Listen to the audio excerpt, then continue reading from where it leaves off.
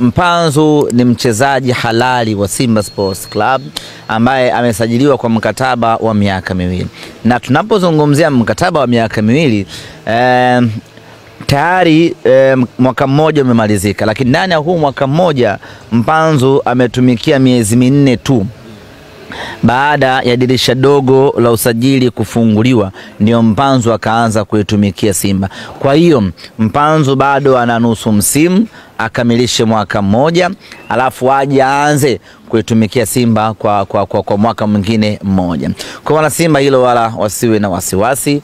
Mpanzu ni mali yetu ya kudumu ndani ya Simba. Sisi tuna mamlaka naye. Tukiamua kumuuza, sisi ndio wenye uwezo wa kumuuza. Tukiamua baki, sisi ndio mwenye uwezo wa kubaki.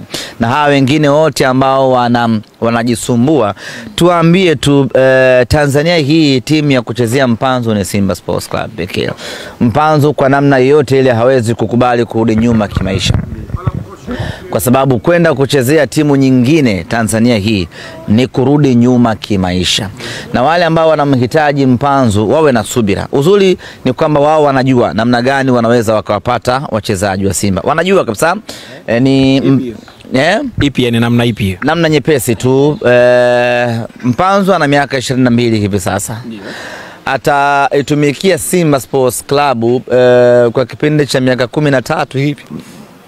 Kama muda miaka mingine 10 itimie, naongeza tena 3 mingine mbele, miaka 13. Kwa hiyo kama Mwenyezi Mungu akijalia uhai, Mpanzu akifikisha miaka 35 ndo ataondoka Simba kwenda klabu nyingine ya Tanzania.